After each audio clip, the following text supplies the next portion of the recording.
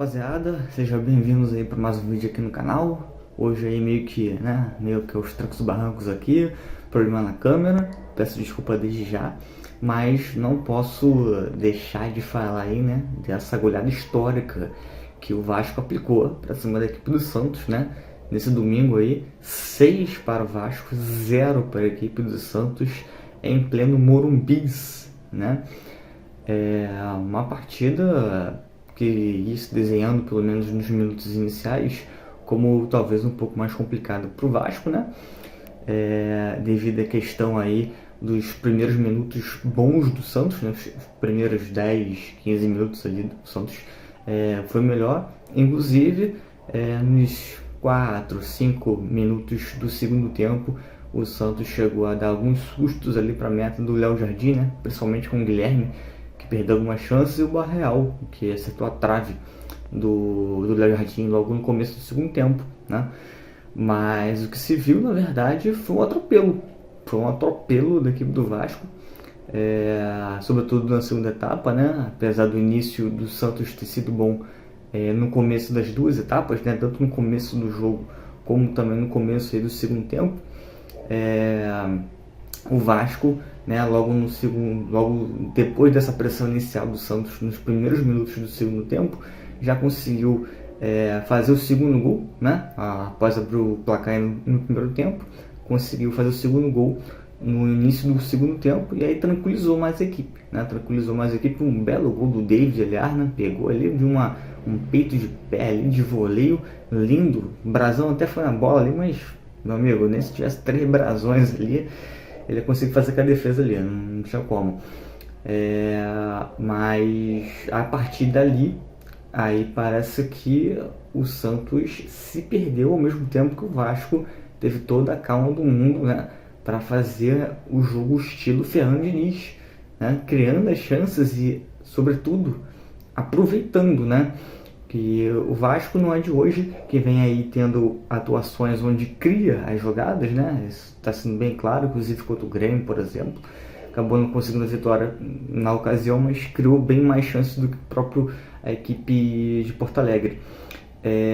Mas dessa vez o Vasco ia criando as chances e aproveitando, e até justifica o placar elástico, que foi diversas chances criadas pelo Cruz Maltino, sobretudo, como comentei, na segunda etapa, e que foram aí pavimentando o caminho para uma vitória tranquila do Vasco, histórica, mais do que tranquila, uma vitória histórica do Vasco, 6-0, não me recordo, mas acho que já tivemos uma goleada por 6 gols, não sei se por diferença, mas se não me engano, o Flamengo aplicou um 6-1 ou um 6-0 em cima do Juventude, se eu não estou enganado.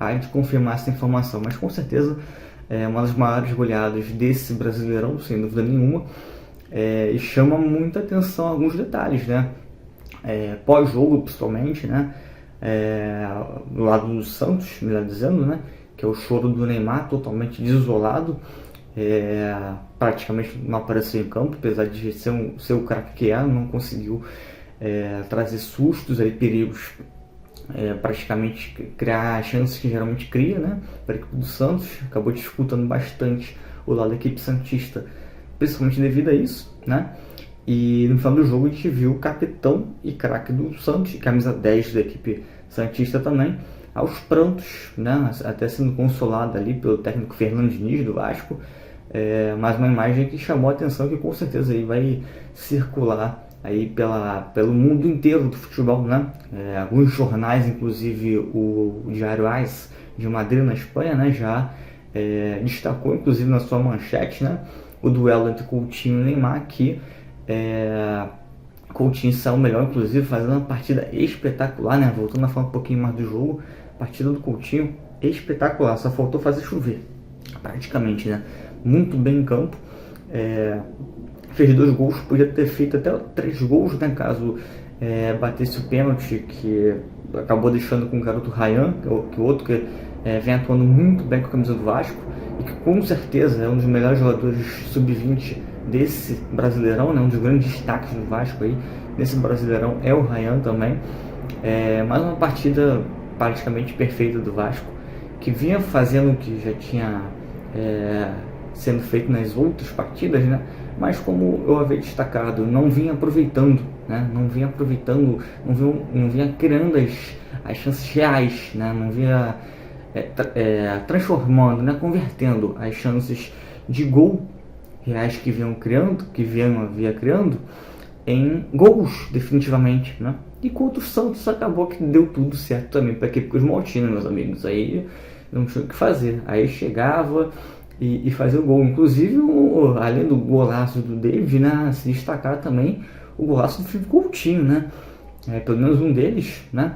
Que ele faz um golaço, uma jogada trabalhada do Vasco ali no ataque pro lado esquerdo, né? O Vasco vai tocando em pé, o Nuno Moreira aparece também, se eu não estou enganado, vem um passe do David por elevação pro Coutinho, ele entra na pequena área, aos sons da torcida do Santos, perdão, gritando olé, né? Por protesto. Aquela altura, se não me engano, já estavam uns 4 ou 3 ou 4 ou 5-0, né? Tamanho aí o prejuízo para a equipe da casa. E o Coutinho saiu na cara do Gabriel Brazão. E um lance que lembrou muito a época do Coutinho de Liverpool, né? Que ele encarou o Manchester United lá em Old Trafford e fez um gol muito parecido com o De Gea. Na época, né? Ele deu uma cavadinha por cima do De Gea. Se não estou enganado, ele dá a cavadinha entre o De Gea e a trave, né? É um lance até mais bonito, porque ele tinha até menos espaço do que ele teve hoje com o Brazão. Com o Brazão ele acabou tendo mais espaço e deu um toquinho no canto esquerdo do goleiro, que estava um pouquinho mais aberto ali, um toque sem chance nenhuma ali pro goleiro santista conseguir fazer a defesa. Enfim, fica aí, né, a marca dessa derrota, dessa goleada que a equipe do Santos sofre para a equipe do Vasco, né? Já vai aí trazendo alguns resultados imediatos, como a demissão do Kleber Xavier, né? Até então o treinador da equipe do Santos acabou sendo desligado logo após a goleada para o Vasco, né? E o Santos já está aí no mercado, na verdade, buscando seu novo treinador. Alguns já sendo especulados, né? Inclusive Sampaoli, Jorge Sampaoli, né? Está sendo especulado como alvo número 1 do Santos. Também temos o ex-técnico do Fortaleza, Vojvoda, né? Entre os especulados e alguns outros nomes, né? Como o André Jardine, que recentemente esteve inclusive na mira aí da equipe do Botafogo, mas acabou não acertando com a equipe carioca. Bom, pessoal, comentei já um pouco sobre o jogo, né? Mas eu queria realmente voltar a destacar essa pancada, né? Uma pancada realmente histórica que o Santos leva, uma das mais tradicionais equipes do futebol brasileiro, assim como também o Vasco. Mas também destacar algumas falas aí, né, do presidente da equipe santista, Marcelo Teixeira, né? Que desde o primeiro confronto, basicamente, destratou do Vasco, né? Desrespeitou a instituição Vasco da Gama. E por mais que você seja o presidente de qualquer clube do Brasil ou até do mundo, você não deve desrespeitar nenhuma instituição. Não importa se a instituição está na Série A, Série B, Série C, Série D ou se não tem divisão, né? Primeiro por respeito. E outra coisa, você é um presidente de um clube gigante também, com uma tradição enorme.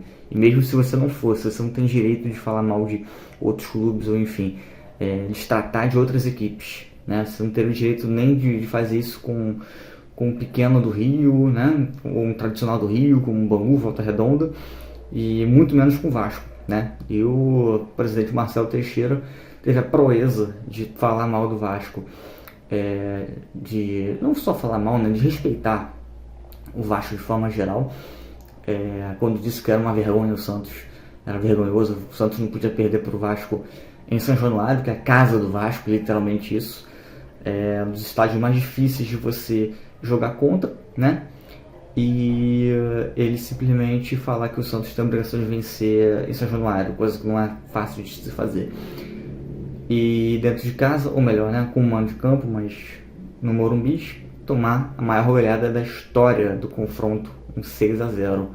Vale aí também para a diretoria santista refletir um pouquinho, né? nas ações, nas palavras, na gestão, né? Para que também não pavimente novamente o caminho rumo à Série B, como já ocorreu mais recentemente, né? Vale se ressaltar isso aí, o profissionalismo, né? Dos integrantes da direção, da diretoria, né? Para que possa se arrumar aí os rumos da equipe santista.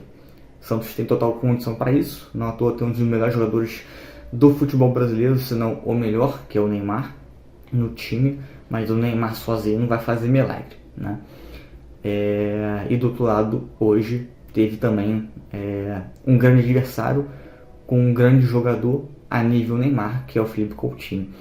Então, que seja dado o devido respeito a quem merece respeito, seu Marcelo Teixeira, e que sirva de aprendizado aí para que o Santos possa retomar o rumo aos trilhos de escapar aí da zona de rebaixamento, né?